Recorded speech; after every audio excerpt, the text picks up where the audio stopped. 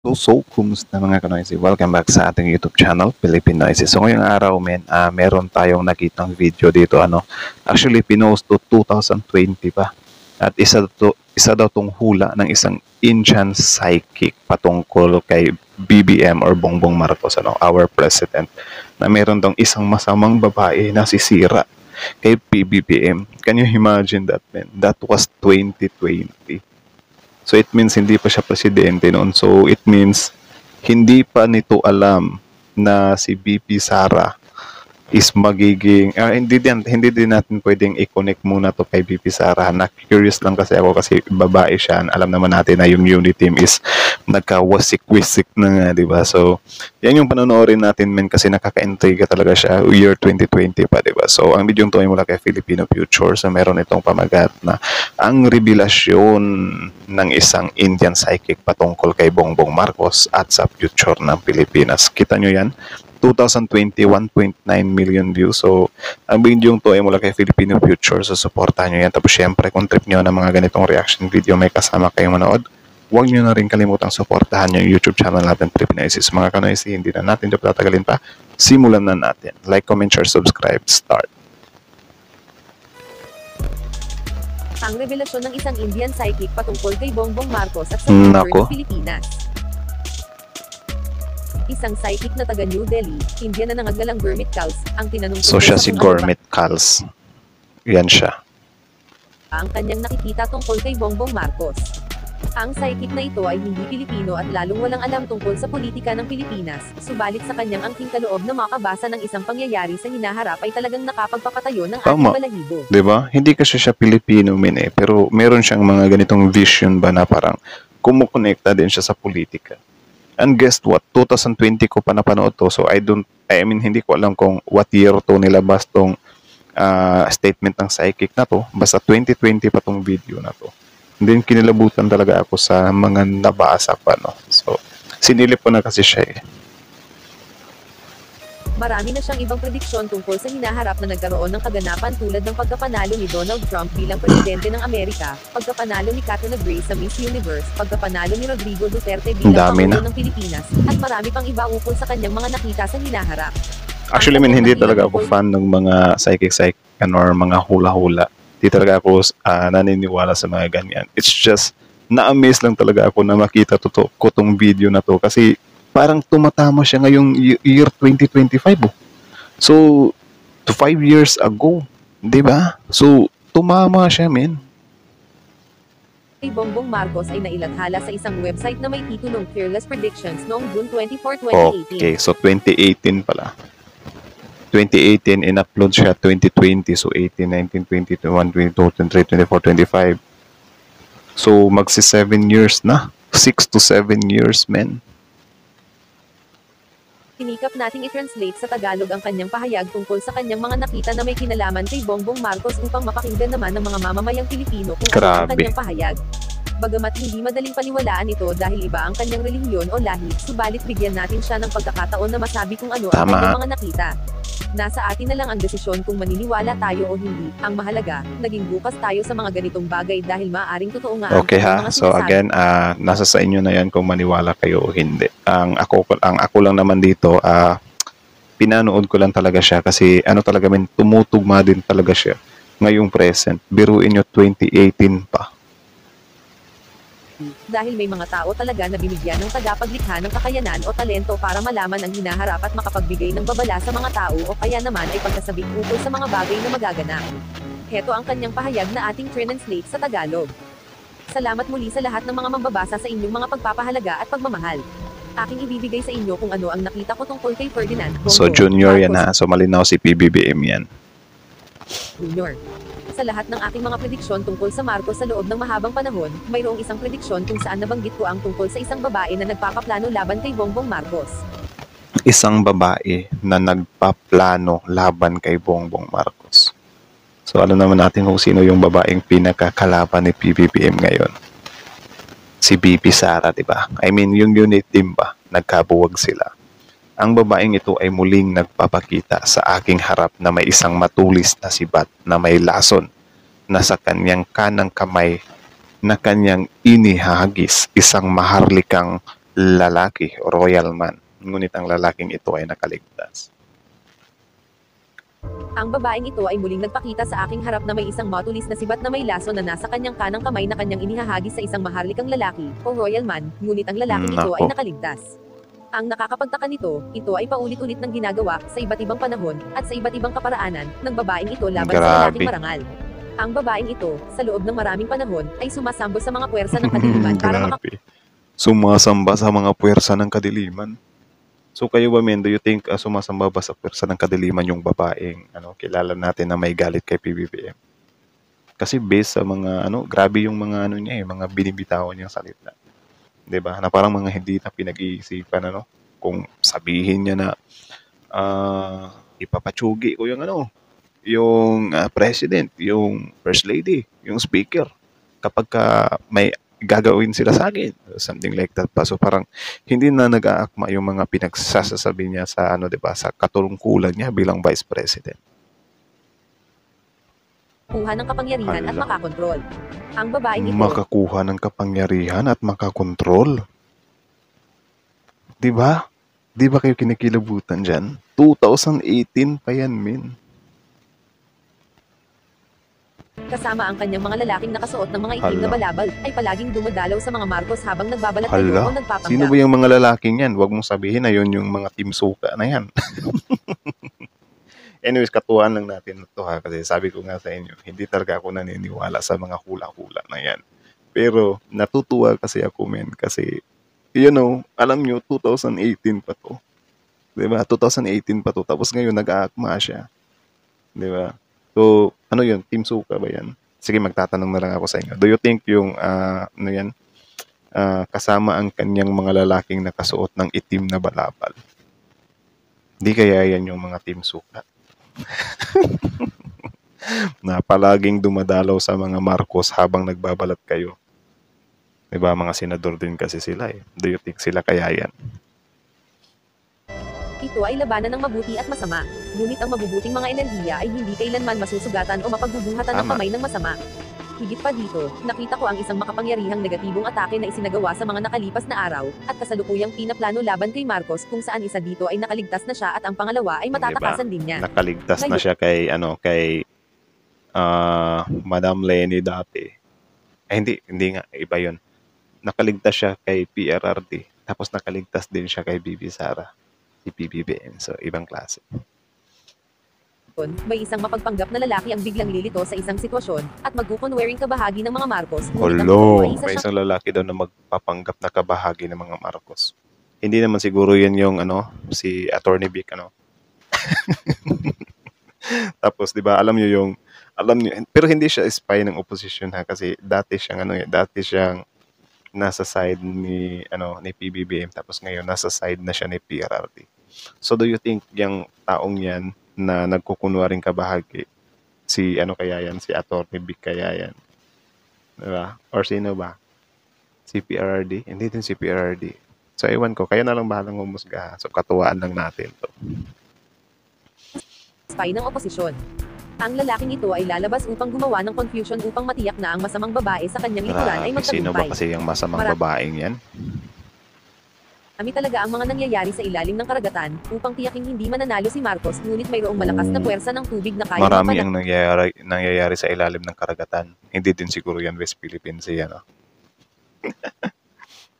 manalo sa kanya sa panahong ito at sa recount kung ang babaeng ito ay Nako. mamamarkahan. Sa kasalukuyan, mayroong matitinding mga puwersa ng tubig sa magkabilang dulo na kapwa may mataas at mababang alon. Nakikita ko ang isang dakilang pagunlad at kasaganaan Yun. para sa Pilipinas kapag ang lahat ng mabubuting tao at mga nasa kapangyarihan ay magkakaisa upang humakbang ng may katalinuhan para sa isang maaliwalas I think na ito yung kinabukasan. gusto ni PBBM na mangyari na this coming election. Sana yung mga senador na hindi tututol sa mga plano niya para aarangkada yung bagong Pilipinas or yung administrasyon niya. So nasa sa atin na lang talaga yan, men. Kung mahal natin yung bansa natin, huwag na tayong bumoto ng mga pro-China. Please lang, please lang. Ang babaeng iyan na naghahari-harian ay magwawakas at siya ay tuluyan ng mapapatahimik sa Nako. habang panahon. Uy, ang babaeng iyan na maghahari-harian ay magwawakas at siya ay tuluyan ng mapapatahimik sa habang panahon. So, ano kaya to? Connected kaya to sa impeachment?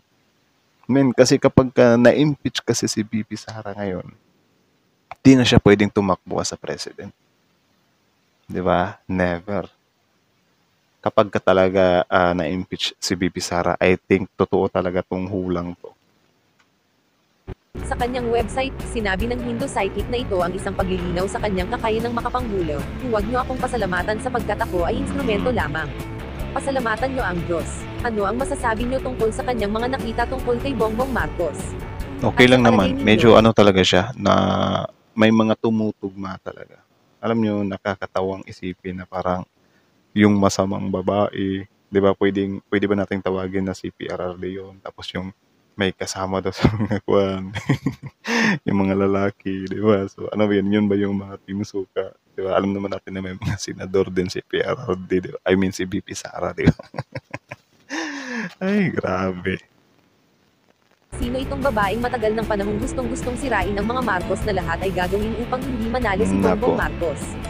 Sa Biblia, mayroong isang babaeng pinasusuklaman ng Diyos dahil siya ang sumisira sa mga hari at mga Nako. lingkod ng Diyos.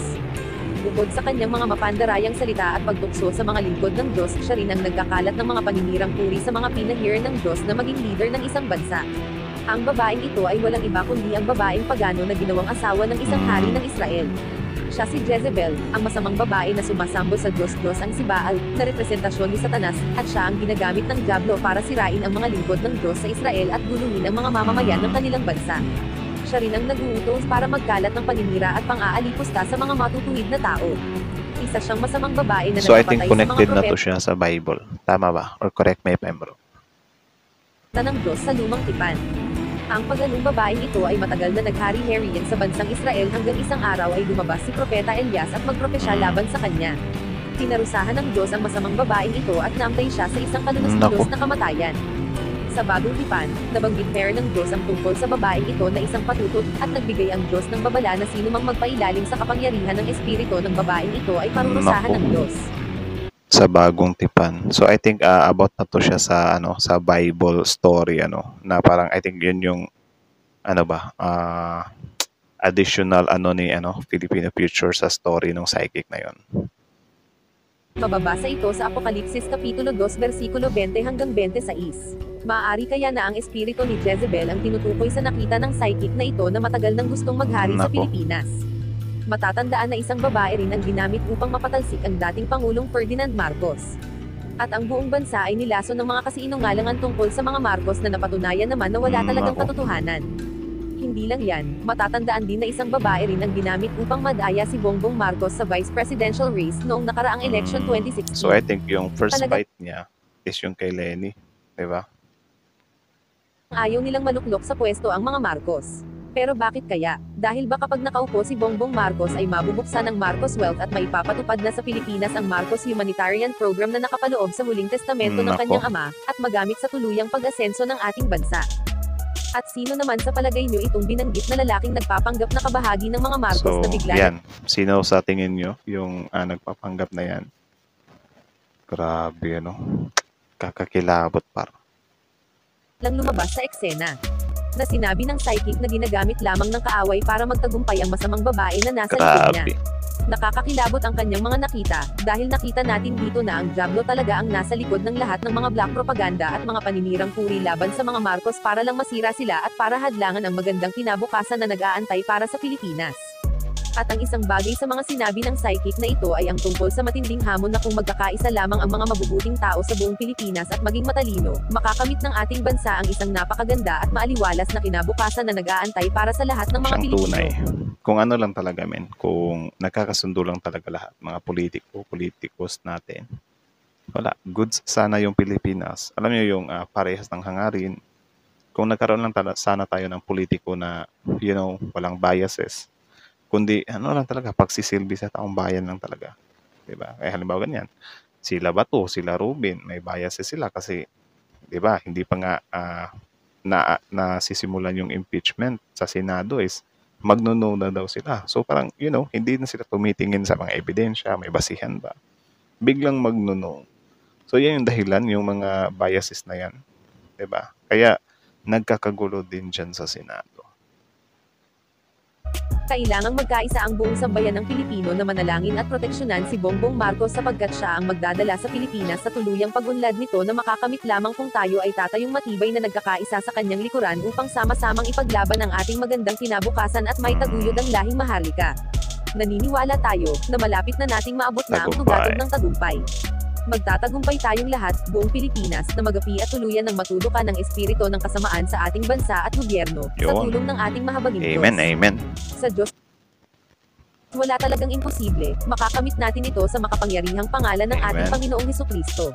Ibahagi ang iyong saloobin sa comment at huwag kalimutang i-share sa iba ang video na ito.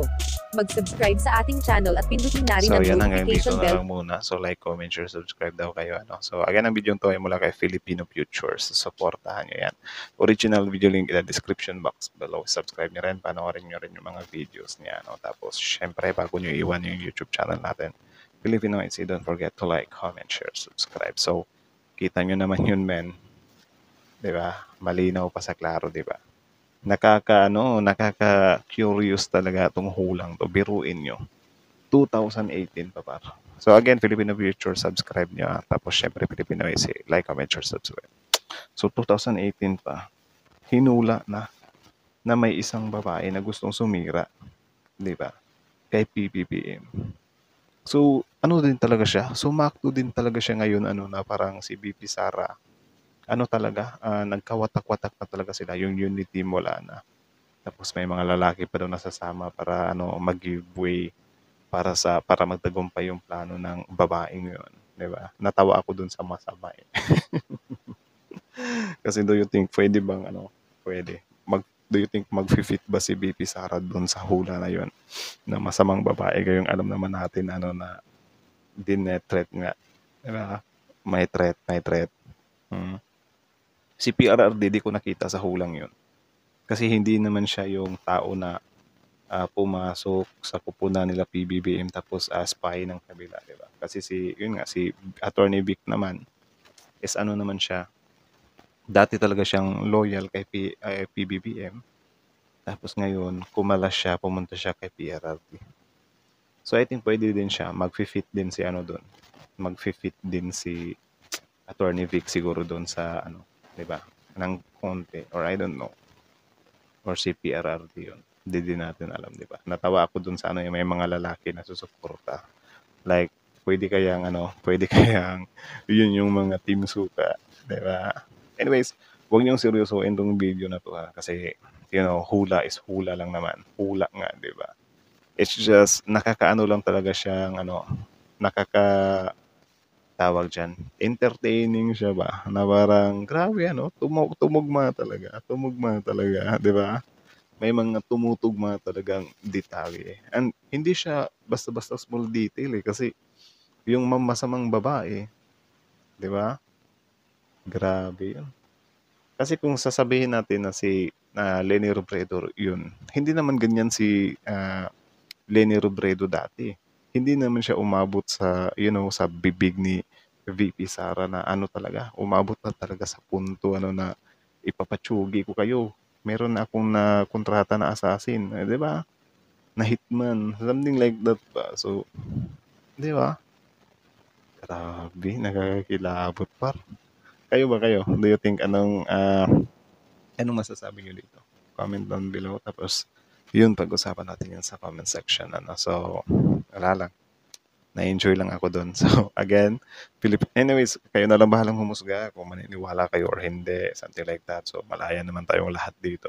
So, comment down below your opinion. Tapos yun, pag-usapan natin yan sa comment section. Or siguro kung meron kayong mga analysis dyan sa mga napag-usapan, mga napanood natin, comment nyo rin sa baba, diba? So, I think hanggang dito na lang muna. So, Filipino Future, like, comment, share, subscribe nyo yan.